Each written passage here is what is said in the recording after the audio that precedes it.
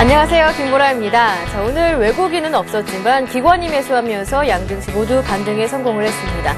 하지만 조금 아쉬웠던 점은 코스피가 2000선 회복하지는 못하고요. 오늘 장에서는 1996포인트 반등에 성공했다는 점에만 만족을 해야 했는데요. 코스닥은 오늘 10거래일 만에 520선도 다시 한번 밟아봤습니다. 대내외 영향들이 아직까지 남아있는 상황에서 국내 증시 어떠한 요인들이 영향을 미쳤는지 전문가와 진단 내려보고요. 대응 전략까지 함께 세워보도록 하겠습니다.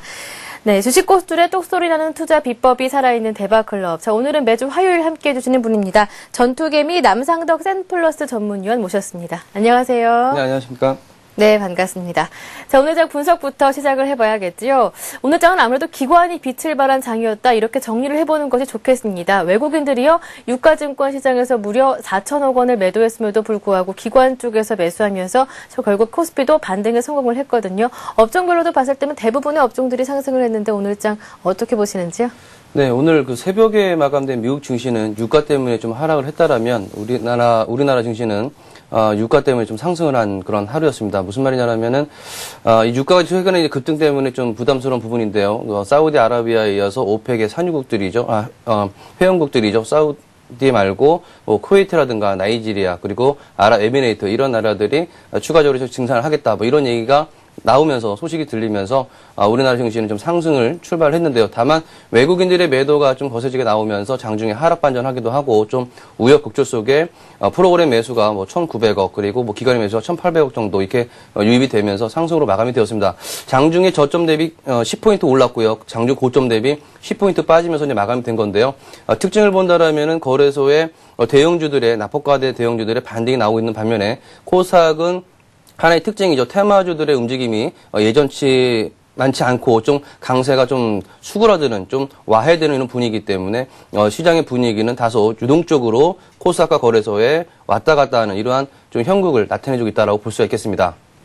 네, 그래서 특히 중동 산유국에서 증산 소식이 들려오면서 시장에 일단은 부담 요인은 조금 덜어준 것 같다. 그렇기 때문에 오늘 장의 반등의 이유가 아닐까 이렇게 짚어주셨는데요. 그렇다면 이러한 반등이 내일까지 이어질지 이곳에 주목이 집중되고 있는데요. 그런데 쉽게 섣불리 예단하기도 힘든 것이 이번 주 목요일이죠. 네, 선물옵션 동시만기일 있고 그리고 금융통화위원회 기준금리 결정도 있습니다. 앞으로 장 어떻게 보시나요? 네, 큰 두 가지의 이벤트가 우리나라에 있죠. 그러니까 지금까지를 보면은 뭐 이집트 사태, 그 다음에 리비아 사태 이렇게 이어지면서 해외적인 불안 요소 때문에 우리 증시가 큰 하락을 보였다면은요. 이제는 어느 정도의 내성이 생긴 상태에서 최근에 이제 북한의 어떤 그 군사 훈련, 우리나라 이제 미국하고의 합동 군사 훈련에 대한 부분 때문에 좀 리스크가 좀 있었고요. 그리고 아직 끝난 건 아닙니다만은 계속 어떤 그 상존해 있는 부분이고 그리고 말씀하신 대로 금융통화위원회의 또 금리 발표 그리고 선물옵션 만기일 이런 부분들이 있기 때문에 그 글로벌적인 어떤 그 불안보다는 이제 내적인 요소에 좀 휘둘릴 수 있는 그런 장세이기 때문에요. 아직까지 오늘 외국인이 4천억 매도를 한 반면에 기관과 프로그램 매수가 들어오면서 상승을 보였지만 2,000포인트를 쉽게 돌파를 못한 상황이거든요. 그리고 외국인이 아직까지 매도를 하고 있다라면은 불안한 하루하루의 어떤 호재와 악재에 따라서 등락이 있을 것으로 보이기 때문에 긍정적인 마인드, 그러니까 2,000포인트 밑에서는 매수 관점이지만 2,000포인트 위에서는 또 다른 어떤 변수를 대응하기 위해서 좀 현금을 좀 확보하는 그런 전략과 더불어서 좀 목표가를 좀 짧게 잡아서 좀 단기 매매도 대응을 하는 그런 전략이 필요한 구간으로 말씀드리도록 하겠습니다. 네, 알겠습니다. 긍정적이지만 아직까지는 방향성이 뚜렷하지 않은 만큼 현금의 비중을 늘려가면서 단기 매매하는 것이 괜찮겠다라는 의견 주셨으니까요. 이 점 투자하실 때 참고하시고요. 이어서 주식 고수들의 투자 노하우를 명쾌하게 전해드리는 고수들의 투자 비법으로 이어가겠습니다. 오늘은요, 전투개미의 보조지표 쉽게 활용하기가 이어집니다.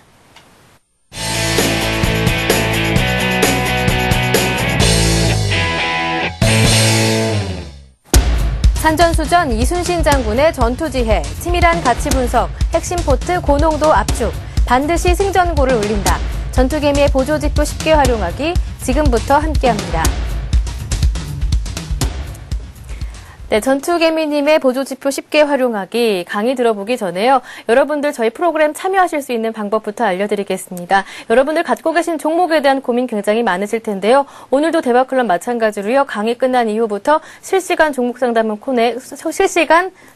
코너를 통해 여러분들 갖고 계신 종목에 대한 고민을 해결해 드리도록 하겠습니다.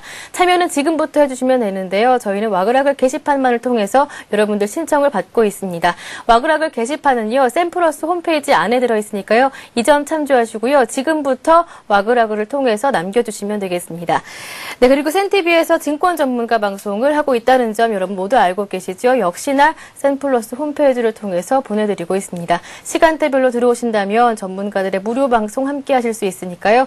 적극적으로 활용해 보시고요. 놀라운 수익률까지 걷어가시길 바라겠습니다. 자, 그렇다면 전투개미님의 보조지표 쉽게 활용하기 강의 들어보기 전에 또 한 가지 코너가 있습니다. 관심 종목까지 체크를 해야 되는데요. 지난 시간에 살펴주셨던 관심 종목들이 오늘까지 어떻게 움직이고 있는지 그 흐름 체크해보고 거기에 맞는 대응 전략까지 세워보겠습니다. 지난주 시간에 총 5종목을 체크해 주셨는데요.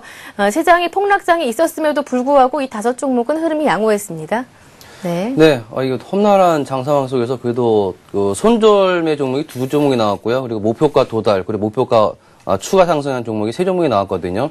험난한 장세였다라고 볼 수 있겠는데, 그래도 리스크 관리만 좀 잘했다라면은 수익 난 종목들이 꽤 괜찮았기 때문에, 대응하시기에는 뭐 무난했다라고 볼 수 있겠는데요.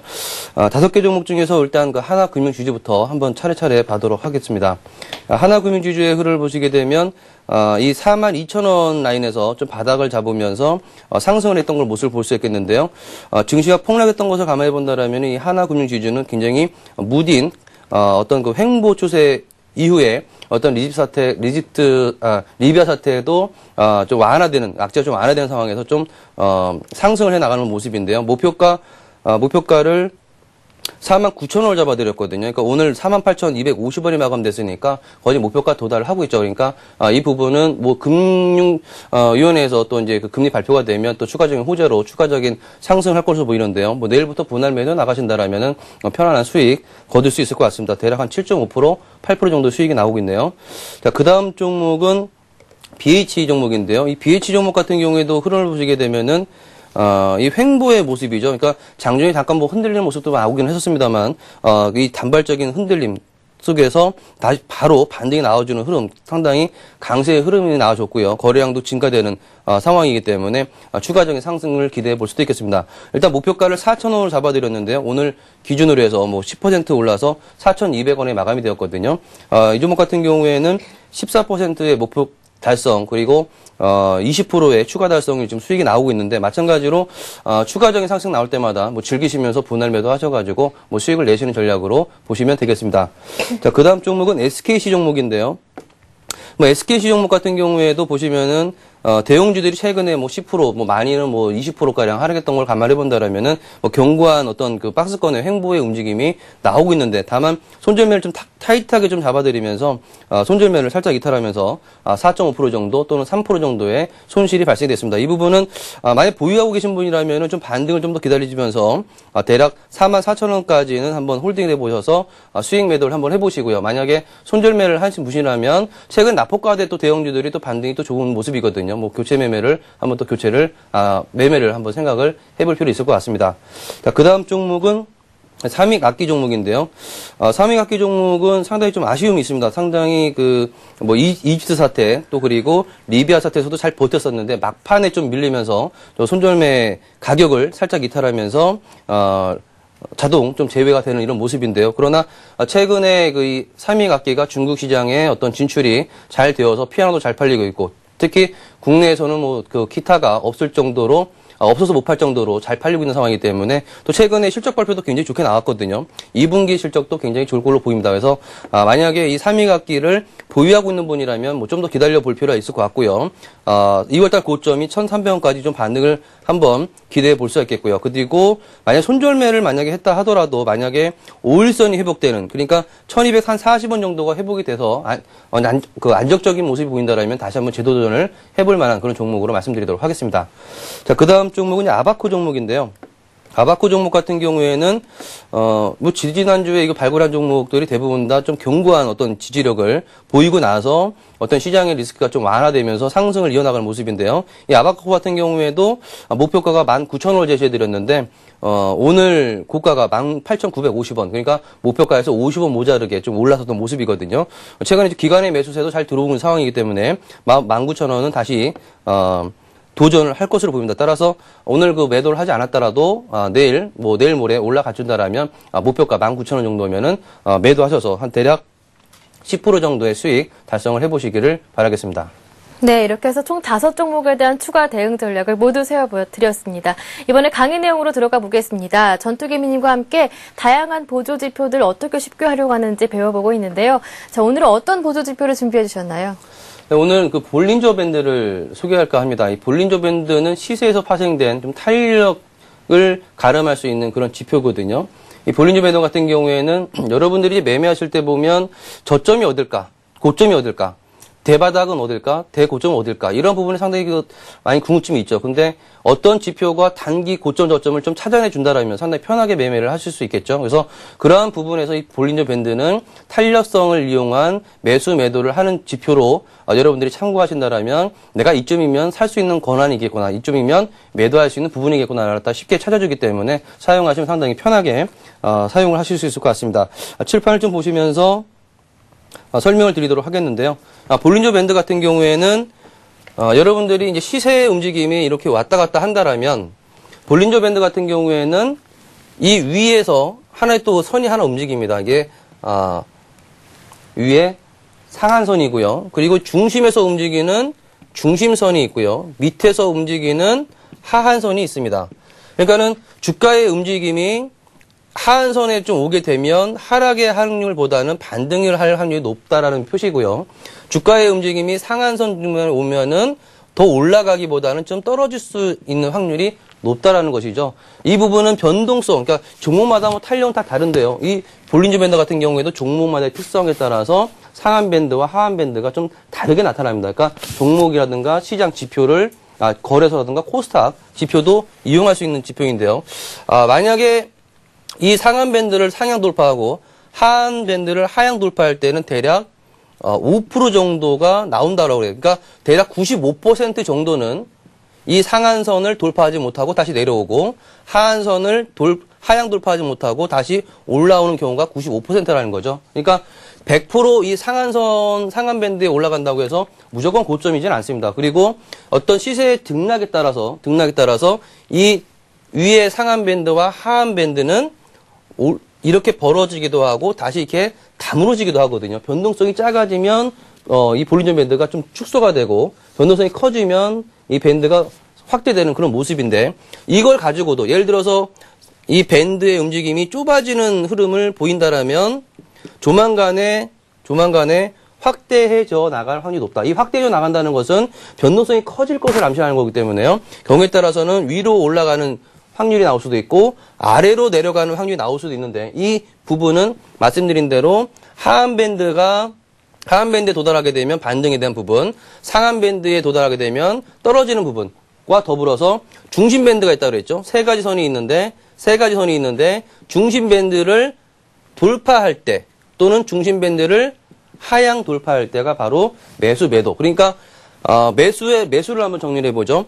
주가의 움직임이 이 볼린저 밴드의 하단선에서 반등하려고 할 때가 첫 번째 매수 시그널이 되겠죠. 그리고 중심 밴드, 중간에 있는 중심 밴드를 상향 돌파할 때가 두 번째 매수 타이밍이라고 보시면 되겠습니다. 매도 타이밍은 거꾸로겠죠. 상한 밴드에서 떨어질 때가 첫 번째 매도 포인트가 되겠고요.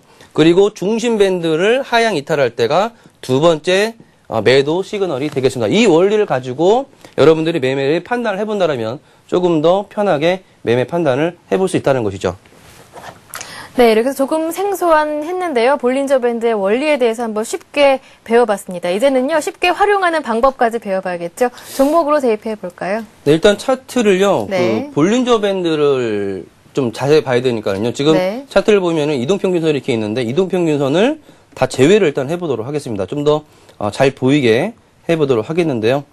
자, 이렇게 한 다음에 볼린저 밴드를 편입을 해보도록 하죠. 네. 볼린저 밴드 여기 있네요. 네. 자, 이 볼린저 밴드 이렇게 지금 이동평균선을 다 제외하고 볼린저 밴드를 넣었는데요. 세 개의 선이 생기죠. 말씀드린 대로 위에 있는 이 선이 상한 밴드, 중간에 있는 선이 중간 밴드, 그 다음에 밑에 있는 것이 하한 밴드거든요. 자, 이 부분에서 실전 사례를 오늘 실전 사례를 한 4가지를 한번 보도록 하겠습니다. 첫 번째로는 이제 SK 이노베이션이라는 종목인데요. 이 SK 이노베이션의 차트 흐름 1월 달에 한번 보도록 하죠. 1월 달에 흐름을 좀 확대를 해 볼게요. 자, 1월 달의 흐름을 보니까 이 상한 밴드에서 부닥치고 밑으로 내려왔던 게 좀 보이시죠? 그리고 2월 달에 보면 이 상한 밴드 선을 상향 돌파했다가 다시 내려오는 것을 볼 수가 있습니다. 그러니까 이 상한 밴드 선을 강하게 돌파할 때에는 강하게 돌파하고서 더 치고 올라갈 때에는 그게 많이 있지 않다라는 것이죠. 자, 반대로 이 SK 이노베이션의 저점의 흐름을 한번 보도록 할게요. 자, 1월 달에 한번 다시 볼게요. 12월 달을 보도록 하죠. 12월 달에 요 흐름을 보이십니까? 보시면은 하한 밴드선을 하향했다가 다시 올라오는 것을 확인해 볼 수가 있습니다. 그러니까 이 밴드 안에서 주가가 움직일 가능성이 많다는 것이죠. 근데 밴드를 넘어서게 되면 그게 위로 올라가든 아래로 내려가든 그때에는 좀 그 주가의 방향이 좀 거꾸로 내려갈 때는 반대로 올라가는 성향, 그리고 올라갈 때는 다시 내려오는 성향, 이 부분이 나타난다는 것이죠. 이때 한번 11월 달에도 흐름을 보니까 이런 부분들이 있네요. 상한 밴드 선을 상향 돌파했다가 다시 밀려 내려오는 이런 부분들. 그러니까 단기 매매할 때는 이 종목의 흐름이 강하게 올라가는데 볼린저 밴드 상단선을 강하게 돌파하고 올라간다라면 강하게 돌파하고 더 올라갈 수도 있지만 대다수의 경우는 올라가다가 다시 밀릴 수도 있기 때문에 단기 고점일 수도 있다는 거죠. 그래서 그러한 점에서는 한번 매도하고 나와서 다시 저점에서도 한번 노려볼 수도 있을 것 같습니다. 그리고 두 번째 종목인데요. 삼성증권을 한번 보도록 할게요. 자, 삼성증권의 흐름을 한번 보도록 하죠. 삼성증권의 1월 달의 흐름을 보니까요. 1월 달의 흐름을 보니까 이 고점 보이십니까? 자, 이 고점에서 보면 상단선을 돌파하다가 밀려 내려오는 것을 볼 수가 있습니다. 그러니까 이 부분도 마찬가지로 상단선, 그러니까 볼린저 밴드의 상단선을 치고 올라갈 때가 단기 고점. 그래서 치고 올라가면은 여러분들 양봉 나오고 그러면은 더 올라갈 거라고 생각이 많이 들지 않습니까? 근데 볼린저 밴드에서는 이만큼 이 가격대에서 더 올라가면 차익 실현에 따른 어떤 탄력 둔화가 일어날 수도 있다는 것을 암시하는 거기 때문에 뭐 100% 정확하지는 않습니다만은 이때는 좀 주의 있게 여러분들이 매매 판단을 또 심도 있게 좀 해야 되겠죠. 자, 그리고 11월 달에 한번 저점 라인을 한번 보도록 하죠. 11월 달에 저점 라인을 보시게 되면 자, 이때도 마찬가지로 이 주가의 움직임은 더 떨어질 것 같은 그런 분위기였었는데 보시면 이 볼린저 밴드의 하단선을 하향했다가 다시 올라오고 볼린저 밴드의 하단선을 밑으로 내려왔다가 다시 올라오면서 결국엔 주가 움직임이 상승 반전으로 움직이는 것을 볼 수가 있겠습니다. 그러니까 이러한 부분에서는 여러분들이 올라갈 때나 하락할 때나 더 올라갈 것 같고 더 빠질 것 같은데 이 볼린저 밴드에서 더 올라가거나 더 내려올 때에는 그 다음의 흐름은 역작용으로 움직일 수 있다는 것이 하나의 포인트이기 때문에 그것을 잘 감안해봐서 판단을 한다면 좀 더 정확한 판단을 해볼 수가 있겠죠. 자, 이번에는 GS건설을 한번 살펴보도록 하겠습니다. 네. GS건설은 11월 달에 한번 더 보도록 하죠. 11월 달에 움직임을 보면 자, 이때에도 보면 장중에는 빨간 양봉이 나오면서 더 올라갈 것 같은 그런 분위기였지만 결국엔 볼린저 밴드 상단선을 상향 돌파하다가 말고 밀려 내려왔다는 거죠. 볼린저 밴드 선을 돌파하고 더 올라갈 수도 있지만 올라가다가 이렇게 자꾸 밀리는 증상이 나오면은 이 부분에서 주가의 탄력이 좀 둔화될 수 있다는 것을 우리가 생각하면서 매매 판단을 해봐야 된다는 건데요. 자, 이때에도 보면 이 앞전에 저희가 MFI 지표를 가르쳐드리지 않았습니까? MFI 지표를 보시게 되면 자, 두 가지 징후가 나오는 거죠. 볼린저 밴드에서 탄력 둔화의 징후가 보이고요. MFI 지표에서 보면은 80선 올라가다 말고 꺾이는 부분. 그러니까 MFI 지표는 지난번에 말씀드렸듯이 올라가다가 80선 부닥치고 내려온다든가 80선을 올라가고 내려올 때에는 자금의 유출, 즉 매도세가 나오는 부분이라는 것이죠. 그래서 이런 부분이 두 가지가 동시에 나온다라면 더더욱더 고점에 대한 징후군이 더 확실해질 수가 있기 때문에 뭐 볼린저 밴드뿐만 아니라 제가 그동안 가르쳐드렸던 어떤 여러 가지를 또 대입해서 본다라면은 좀 더 정확한 판단을 해볼 수 있을 것 같습니다. 자, 마지막으로 샘플을요, 하이닉스를 한번 보도록 하겠습니다. 자, 하이닉스의 움직임을 보시면 2월 달의 움직임을 한번 같이 보도록 하겠는데요. 자, 2월 달에 이제 보이십니까? 자, 이때는 더 올라갈 것 같은 분위기지만 결국엔 다시 또 빠지는 게 볼린저 밴드 상단선을 돌파하다 말고 다시 대밀리는 부분인데요. 자, 이때 MFI 지표도 한번 보시게 되면 80선을 올라가다가 80선을 하향하는 움직임이 나오죠. 이럴 때는 더더욱더 고점의 증후군이 강하기 때문에 좀 더 신중하게 판단을 하실 필요가 있겠습니다. 자, 이번에는 2010년 5월 달에 한번 흐름을 볼게요. 자, 2010년 5월 달에 흐름을 보시게 되면, 자, 요때는 거꾸로입니다.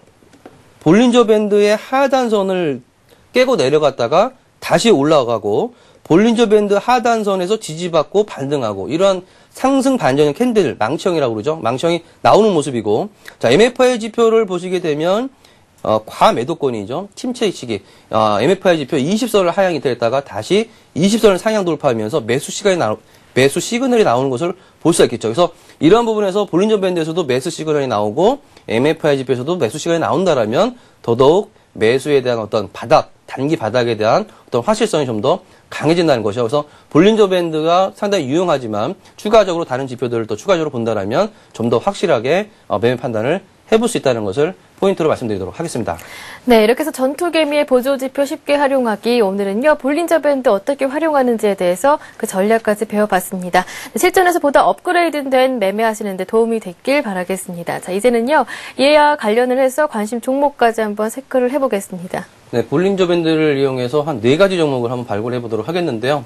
첫 번째 종목은 코스맥스입니다. 코스맥스의 주가 차트 한번 흐름 같이 한번 봐보시죠. 네. 이 코스맥스 같은 경우에는 최근에 그 외국인이 좀 매도가 나오면서 주가 움직임이 하락에 나왔던 그런 모습인데요. 자, MFI 지표를 보시게 되면 오히려 상승으로의 움직임이 나오고 있죠. 즉, 자금이 유입되고 있다는 것을 볼 수 있겠는데요. 약간 좀 밀리는 모습이지만 다시 MFI 지표도 올라가고 있는 모습. 자, 그와 더불어서 볼린저 밴드를 보니까 바닥의 증후군들을 여러 번 나타내주고 있는 상황입니다. 요번에 2월 달에도 좀 하단선에서 반등했던 것을 볼 수가 있겠고요. 그리고 1월 달 들어서도 볼린저 밴드 하단선에서 올라가는 모습. 그리고 중간 밴드 선을 지금 돌파하고 있는 모습이죠. 그래서 이러한 부분들은 매수 시그널이 된다는 얘기인데요. 다만 지금 볼린저 밴드 상단선에 있는 모습이기 때문에 어떤 상승의 움직임이 계속 나오기보다는 한 번 정도 밀릴 수가 있다. 그래서 이 종목 같은 경우에는 따라잡는 게 아니라 바닥의 시그널이 나왔으니까 매수 타이밍, 저점 매수 타이밍을 잘 잡으면 되겠죠. 그래서 눌렸을 때 지금 오늘 1,350원에 마감이 됐는데요. 대략 11,100원 정도, 그리고 9,900원 정도 레벨에 오면은 매수의 어떤 가담을 해보는 전략으로 말씀드리도록 하겠고요. 그리고 목표가는 11,000원으로 1월달 고점 라인이죠. 11,000원으로 잡아드리도록 하겠습니다. 지금부터는 11,000원까지는 얼마 안 남았지만 10,000원 밑에서 매수해서 11,000원으로 올라간다라면은 시세가 좀 나오겠죠. 그리고 손절매 라인은 단기 저점 라인 9,500원으로 제시해드리도록 하겠습니다.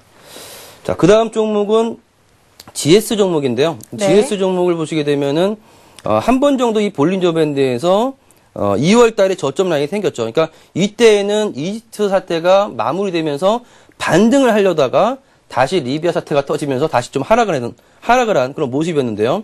3월 달의 흐름을 보시게 되면 볼린저 밴드 하단선에서 이제 반등이 나오고 있고, 이제 어저께 오늘 보면 중간 밴드선, 볼린저 밴드의 중간 밴드선을 상향 돌파하고 있는 모습이죠. 아까 전에 말씀드렸듯이 우리가 공부했을 때 볼린저 밴드 하단선에서 반등할 때도 매수 타이밍이고, 중간 밴드를 상향 돌파할 때도 매수 타이밍이라고 말씀드렸는데요. 이게 바로 이제 중간선을 돌파하고 있는 매수 타이밍이라고 보시면 될 것 같습니다. 그래서 이 종목 같은 경우에는 매매 전략을요.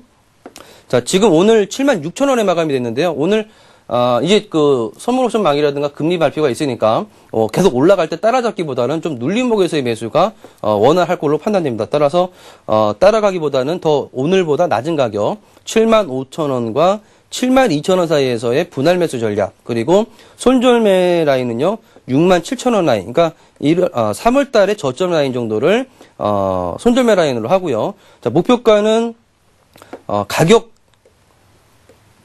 저항선이죠. 8만원 라인을 목표가로 잡아드리도록 하겠습니다. 이 8만원은 또 2월 달에 한번 또 고점에 형성이 나섰기 때문에 8만원을 돌파하면 더 강세로 더 상승하겠지만 8만원에서 좀 매물이 나올 수 있으니까 목표가는 8만원으로 제시해드리도록 하겠습니다.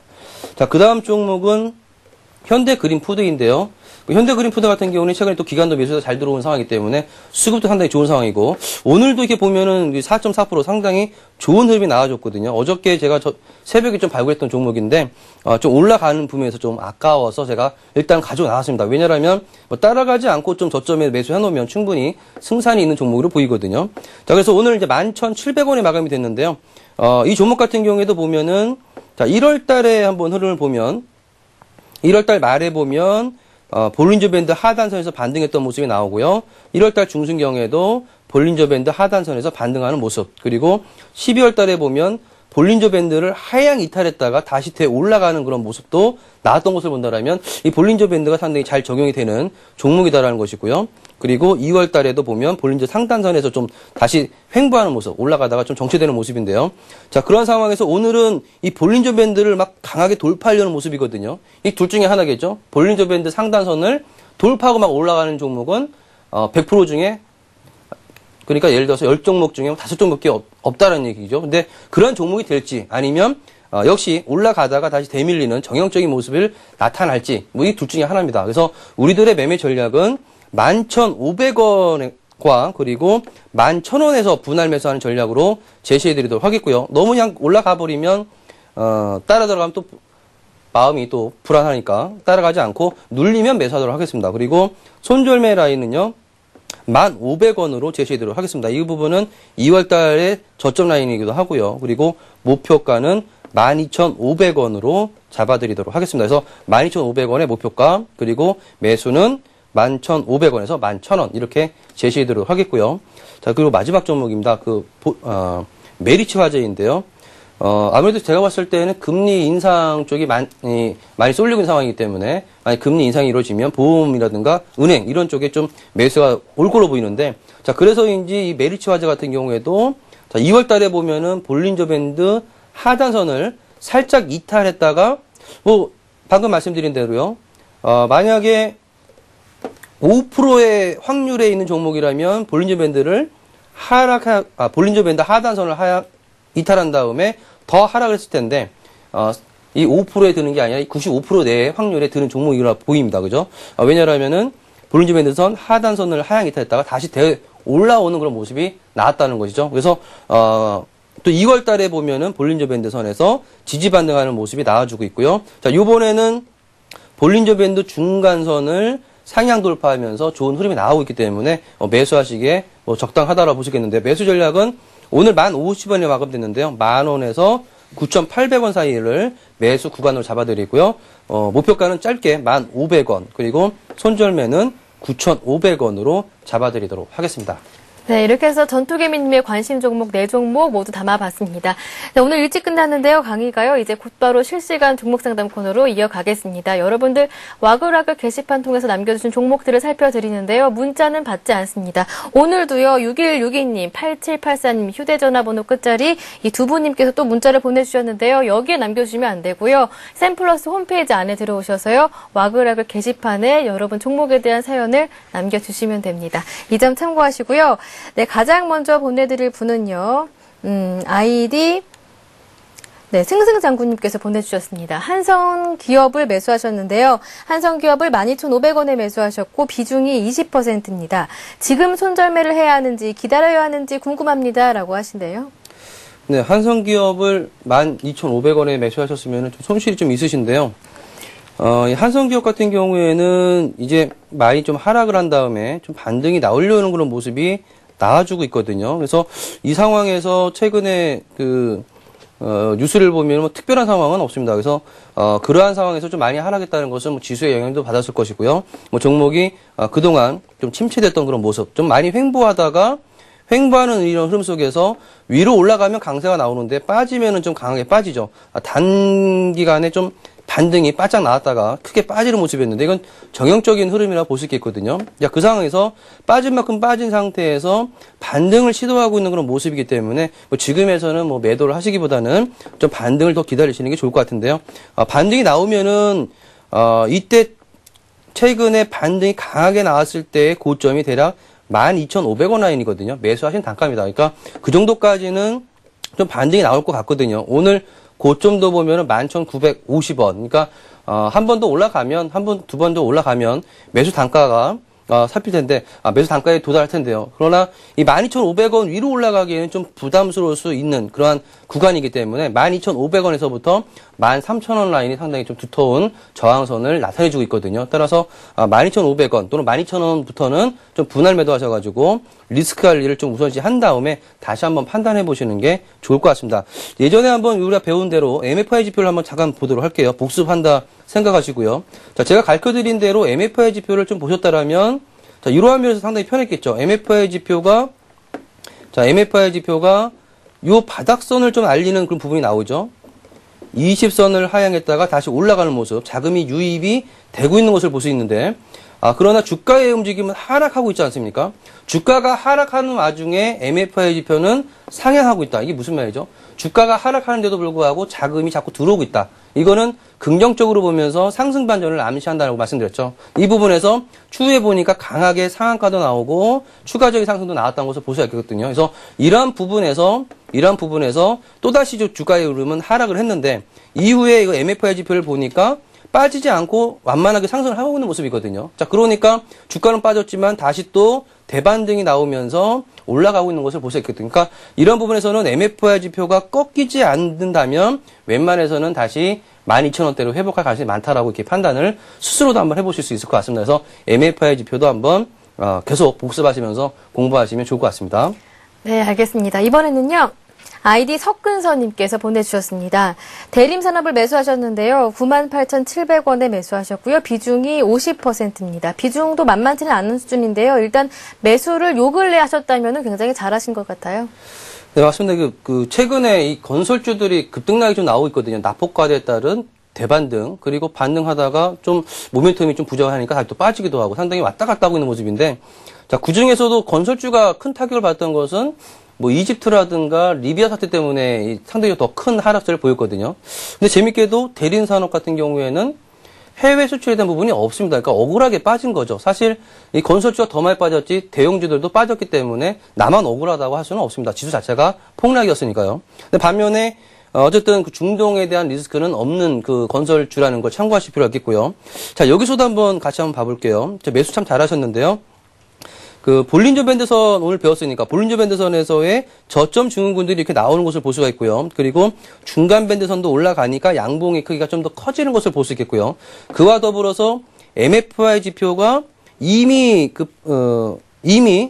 시간으로 보시게 되면, 자, 언제입니까? 이게 2월 22일부터 이미 MFI 지표는 계속 상향하고 있는 것을 볼 수가 있겠죠. 그래서 이러한 부분에서 주가의 움직임은 횡보의 모습이었지만 대림산업에는 자금이 유입이 되면서 상승을 암시하고 있었다고 보시면 될 것 같습니다. 그래서 어쨌든 이러한 흐름 속에서 타이밍 참 잘 잡으셔가지고 수익이 나고 있는 부분인데, 자, 그러면은 이 부분을 그냥 계속 홀딩을 할 것인가 아니면 좀 수익을 챙길 것인가, 이게 이제 관건이 되겠죠. 제가 볼 때에는 이 볼린저 밴드 상단선에서 자꾸 밀리는 모습. 그러니까 오늘도 고점이 보면 볼린저 밴드 상단선입니다. 그러니까 오늘 고점이 볼린저 밴드 상단선이라는 것인데요. 만약에 주가의 움직임이 더 올라가면 공부한 대로 볼린저 밴드가 더 벌어지면서 같이 올라가게 됩니다. 그러니까 무조건 볼린저 밴드에 닿았다고 해서 무조건 고점이라는 것이 아니죠. 이 움직임에 따라서 볼린저 밴드가 또 움직일 수 있다는 것도 꼭 참고를 하시고요. 자, 그렇다면, 자, 볼린저 밴드가 이 앞전에 1월달처럼 볼린저 밴드가 더 안 움직이고 시세 탄력이 둔화되면 결국엔 고점을 나타내는 부분은 나타나게 되는데, 자, 이번에도 마찬가지입니다. 만약에 주가의 움직임이 더 올라가지 못하고 횡보하는 흐름이 나오면 볼린저 밴드의 상단선에 갇혀있기 때문에 하락할 확률이 높다. 그리고 더 올라가는 부분이라면 볼린저 밴드도 이렇게 확대가 될 것이기 때문에 더 올라갈 확률이 높다. 이렇게 보시면 되겠거든요. 그러니까 결국에는 주가의 움직임이 더 올라가주지 못하면 이 주가는 단기적으로 좀 조정을 받을 수 있다는 얘기입니다. 그러니까 내일 모레 주가가 또 연속해서 상승하지 못하면 볼린저 밴드 상단선, 그러니까 내일도 약간 이제 가격 조정이 있겠죠. 가격이 이제 조정이 되겠죠. 볼린저 밴드 상단선이요. 이 볼린저 밴드 상단선에 오면 한번 매도를 해보시는 전략. 그러나 계속 잘 올라가는 흐름이라면은 좀 더 홀딩하셔서 대략 60일선 라인이죠. 한 11만 5천 원 정도까지는 한번 가져가 보시고, 만약에 탄력 둔화의 움직임이다라면 볼린저 밴드 상단선을 참고하시면서 단기적인 매도를 체크를 해보시면 될 것 같습니다. 네, 알겠습니다. 이번에는요, 아이디 한턱님께서 보내주셨습니다. 동일벨트를 매수하셨는데요. 매수가가 7,800원 있는데요. 비중은 10%입니다. 현재가가 5,700원대 있으니까요. 고민 많으실 것 같아요. 계속 손실인데 계속 보유해도 될까요? 하시네요. 네, 그러면 좀 손실이 많으시니까 기업의 한번 내용도 한번 체크를 해보도록 할게요. 동일벨트 같은 경우에는 실적이 어떻게 나오고 있는가 한번 같이 한번 보도록 하겠습니다. 네. 실적이 이제 2008년도에는 뭐 단기 순이익이 뭐 적자였다가 2009년도 이제 들어오면서 흑자 전환이 되는 그런 모습이 나오고 있거든요. 그러니까 실적은 좀 좋아지고 있는 모습인데 그렇다고 해서 이 실적이 대폭 좋아지는 모습은 아니기 때문에 이 주가의 움직임이 좀 제한되게 움직이고 있는 그런 상태다라고 좀 보시면 될 것 같고요. 또한 동일벨트 같은 경우에는 오늘도 이제 거래량이 39,900주, 대략 4만 주밖에 거래가 안 되고 있죠. 그러다 보니까 이 종목 같은 경우에는 뭐 내재 가치가 있다고 하더라도 거래량도 좀 없고 시장에서 좀 소외되는 종목이다 보니까 아무래도 어떤 주가의 회복력이 좀 더딜 수밖에 없는 그러한 성격을 좀 가지고 있다는 것을 참고를 하실 필요가 있겠는데요. 자, 어쨌든 이 동일벨트 같은 경우에 7,800원에 매수를 하신 상태에서 그렇다고 해서 지금 뭐 추격 매도하는 것은 좀 아깝죠. 보시면 볼린저 밴드의 좀 하단선에 오게 되면 좀 반등을 하는 모습들이 나오는데요. 자, 여기서 보면은 12월 달에도 보면 볼린저 밴드가 축소가 되니까 그 이후에 확대가 되면서 주가의 움직임이 탄력적으로 상승했던 것을 볼 수가 있겠습니다. 이 부분은 탄력적으로 상승할 수도 있지만 하락할 수도 있다는 것인데요. 자, 그러면 지금의 움직임을 보면은요. 볼린저 밴드 선이 점점점 축소가 되고 있죠. 조만간에 이 주가의 움직임은 강하게 상승을 하거나 강하게 하락할 수도 있다는 것을 암시를 해주고 있는 겁니다. 그러니까 지금에 와서 지금 상태에서 빠른 판단에서 매도나 매수를 하는 것이 아니라 추후에 변동성이 위로 가든 아래로 가든 이 변동성이 위로 가든 아래로 가든 나올 가능성이 높기 때문에 그때의 움직임, 주가의 움직임을 보시고서 판단하시는 게 좋을 것 같아요. 그래서 지금은 섣부른 판단보다는 좀 가져가시면서 추후의 움직임을 좀 주시하시면서 판단하시면 좋겠고요. 만약에 반등이 나오는 흐름이 나온다라면 이 종목의 흐름은 대략 6,500원 정도까지의 상승 여력을 갖춰놓은 것으로 보이기 때문에요. 6,500원이 와도 뭐 손실이시지만 그때가 되면 일부분 좀 비중 축소라도 해서 좀 대응을 해보시는 게 좋을 것 같습니다. 네, 이번에는요, 아이디 난공불락님께서 보내주셨습니다. 보성파워텍 매수하셨는데요. 매수가가 3,910원이고요. 비중이 25%입니다. 어쩜 좋아요 하시네요.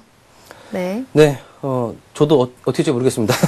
예, 이 보성파워텍 같은 경우는 왜냐라면, 어떤 그 회사의 내재 가치라든가 펀더멘털에서 움직이는 게 아니라 원자력 관련 어떤 테마에 엮여가지고 원자력 관련해서 좋은 소식이 들리면 뭐 급등하기도 하고 뭐 또 잠잠하면은 또 하락 급등이 나오기도 하고요. 뭐 원전 관련 뭐 수주가 취소됐다 뭐 이런 얘기 들리면은 뭐 덩달아 또 하락하기도 하고 이런 모습이기 때문에 주가의 방향성을 예측하기가 굉장히 힘듭니다. 그래서 사실 지금 소실이 나오고 있는 상황이지만 이 종목은 개인 투자가분들이 선호하는 종목이기 하지만 개인 투자가분들이 섣불리 매매하기엔 굉장히 어려운 종목이기도 하다는 걸 좀 말씀드리도록 하겠고요. 자, 그렇다면 이 종목 같은 경우에 참 어렵게 대응하실 필요는 제가 보기에는 없어 보이는데 이왕 또 이제 보유를 하신 상황이니까 차트 흐름을 한번 예상을 해보면 자, 이 종목도 볼린저 밴드 하단선에 오면 반등해 나가는 것을 볼 수가 있겠거든요. 자, 요번에도 볼린저 밴드 하단선에 오니까 반등해 나가는 모습인데요. 자, 반등 나올 때 너무 욕심내지 마시고 자, 요번에도 한번 보면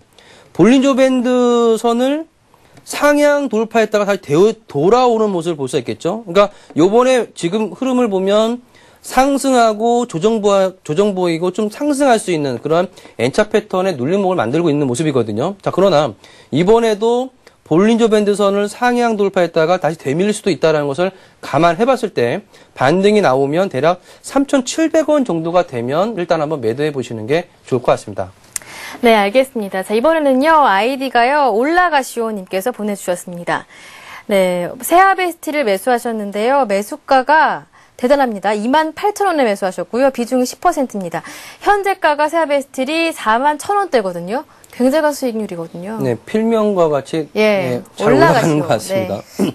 최근에 이 세아베스틸의 흐름을 보면 물론 이제 최근에 이제 원자재 가격이 막 올라가면 뭐 철강주도 올라가고 뭐 유가 관련 원자재 관련 뭐 구리 관련 종목들도 올라가고요. 뭐 이런 흐름이라 이제 보시면 되겠는데 꼭 원자재 동향과 똑같이 움직이는 종목은 아닙니다. 다만 그런 면에서는 좀 유리하게 좀 움직이고 있고 자, 이 종목의 흐름도 보시게 되면 수익에 여유가 있다라면 지금 주가의 움직이며 자, 볼린저 밴드 선 한번 보도록 하죠. 오늘 배웠으니까. 자, 볼린저 밴드가 확대되다가 볼린저 밴드가 압축이 되니까 조만간에 위로든 아래든 강하게 움직일 수 있다.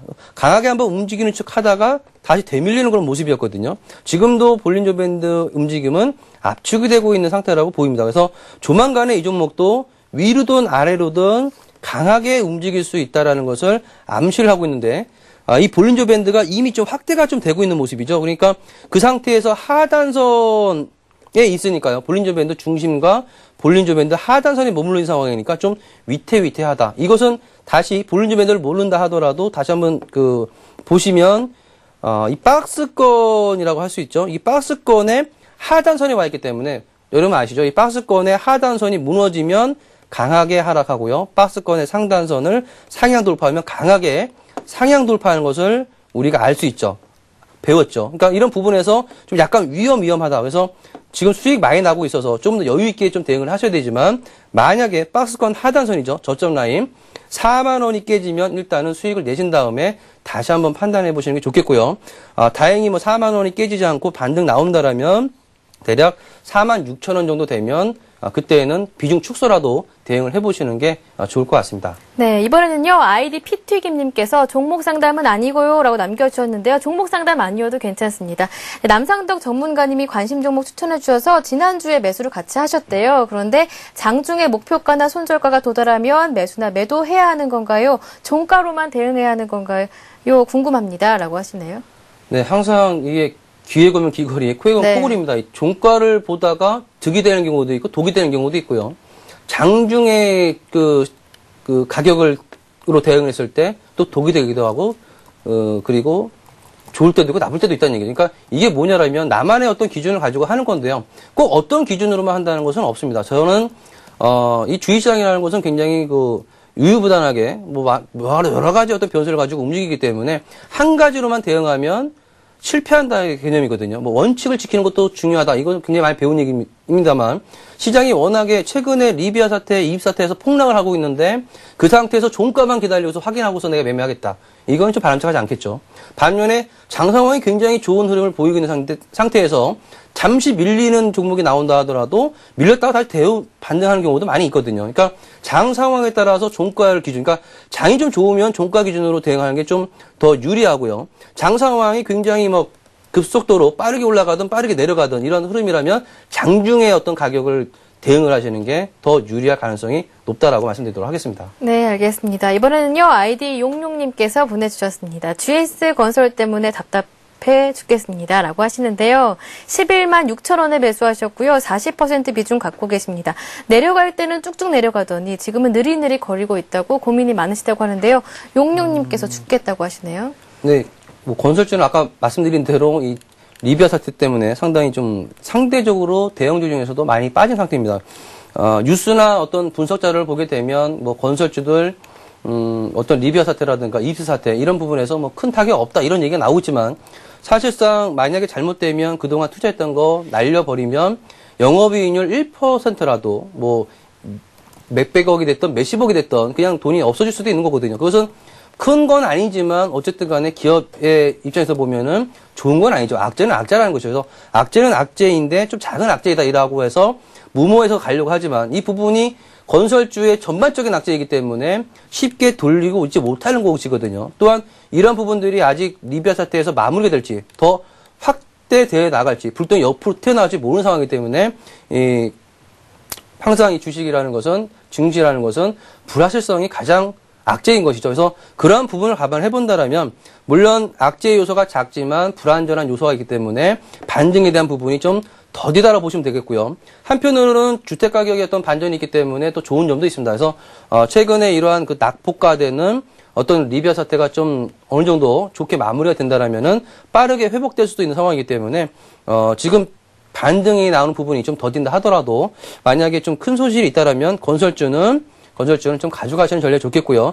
반등이 나온다라면 자, GS건설 같은 경우에는 11만 5천 원까지는 일단 자율 반등 성격으로도 충분히 올라갈 수 있기 때문에 11만 5천 원 되면 그때 다시 한번 판단을 해보시는 게 좋을 것 같습니다. 네, 알겠습니다. 자, 이번에는요, 아이디 강남살자님께서 보내주셨습니다. 한전 KPS를 6만 8천 원에 매수하셨고요. 비중이 20%인데 좀 더 사서 물타기 하면 안 될까요? 손해가 너무 커서요. 걱정이 많으십니다. 네, 한전 KPS 물타기 하시면 안 될 것 같습니다. 왜냐하면 처음부터 많이 빠지면 나는 그냥 물타기 하겠다, 추가 매수 하겠다, 이런 전략이었다라면 다시 한번 생각해 볼 수는 있겠는데요. 일단 많이 빠졌으니까 더 산다. 이 방법은 요번에 혹시라도 그 방법을 통해서 수익이 나면 언제든지 또 손실 나면 물타기 하셔갖고 언제 한번 크게 걸리시기 때문에 크게 코 다칠 수 있기 때문에 반대를 하는데요. 다만 이 물타기에서도 또 안 되는 이유가 뭐냐면 이 한전 KPS는 발전소를 정비하는 업체죠. 근데 지금 민영화가 이루어지고 있는 상태에서 예전에 이제 한국전력의 자회사 성격을 갖고 있기 때문에 수주를 많이 해왔어요. 근데 한전 KPS의 그 그러니까 인력 싸움이거든요. 이 인력의 고단가, 그러니까 인력이 굉장히 비쌉니다. 한전 KPS는. 반면에 다른 회사들은 상대적으로 좀 싸죠. 그러니까 나중에 민영화가 제대로 되어서 입찰에 대한 경쟁이 붙으면 한전 KPS는 상당히 좀 괴로움이 있을 수밖에 없는 그런 노출된 부분이 있고요. 반면에 입주도가 크기 때문에 기술력도 있기 때문에 입주도도 크기 때문에 성장성에 대해서는 또 좋은 점도 있습니다. 반면에 원자력 관련해서 생각을 해보면은 지금 원자력 관련주들 보시면 아시겠지만 많이 하락한 이유가 생각보다 실적이 뒷받침이 안 되고 있거든요. 예상보다는 안 되고 있죠. 그러다 보니까 원자력 발전에서 뭐 수주 소식이 들리면 바짝 올랐다가 다시 또 되밀리는 이런 경우가 종종 나오고 있기 때문에 그러한 상황, 전반적인 상황에서 물타기를 계속 하신다라면 좋은 성적보다는 이왕이면 같은 자금이면 금, 은, 동이 있으면 동메달보다는 금메달에 투자를 하시는 게 더 좋겠다는 얘기죠. 그래서 그러한 면에서 일단 물타기 하는 건 좀 반대를 하고요. 자, 그렇다고 해서 그러면 매도를 해야 되는 거냐? 그런 거 아니라 보입니다. 왜냐하면 단기적으로 좀 많이 빠진 것도 사실이고요. 그리고 38,000원대에서는 어느 정도 바닥이 잡히고서 좀 반등이 나오고 있는 모습이기 때문에 제가 볼 때는 뭐 수익 전환까지는 모르겠습니다만 대략 한 45,000원 위로 올라가면 자, 그때서부터는 좀 매도하셔서 좀 더 나은 종목으로 시장의 중심에 있는 종목으로 매매해 보시는 전략이 필요할 것 같습니다. 원자력 관련주가 시장의 중심주였는데요. 지금은 중심주가 아니라는 거 참고를 좀 해주시기 바라겠습니다. 네, 이렇게 해서 오늘 종목 상담 또 많은 분들이 보내주셨는데요. 상담은 여기에서 마무리 짓도록 하겠습니다. 오늘 상담받지 못하신 분들은요, 전문가분들께서 댓글로 남겨주시니까요, 와글와글 게시판 다시 한 번 더 확인해 보시길 바라겠습니다. 네, 그리고요, 오늘 강의에 대한 궁금하신 점 남으시거나 역시나 상담받고 싶은 종목 있으면 샘플러스 홈페이지에서 와글와글 게시판을 활용해 보실 수가 있습니다. 네, 그리고 한 가지 안내 말씀 더 드리겠습니다. 센티비에서 증권 전문가 방송 역시나 샘플러스 홈페이지를 통해서 보내드립니다. 있는데요. 시간대별로 들어오신다면 여러분들 무료로도 한번 확인해 보실 수가 있으니까요. 적극적으로 한번 활용해 보셔서 놀라운 수익률 함께 걷어가시길 바라겠습니다. 네, 오늘 강의해 주시고요. 상담까지 모두 마쳐주셨습니다. 전문가님 수고 많으셨습니다. 고맙습니다. 네, 감사합니다. 네, 내일은 수요일 이트레이드증권 온라인 PB센터에서 전장석 센터장님을 모십니다. 강의는요, 전장석의 실전투자 바이플 이어지니까요. 내일 강의도 기대 많이 해주시고요. 저희와 꼭 함께 해주시길 바라겠습니다. 저는 내일 이 시간 찾아뵙겠습니다. 고맙습니다.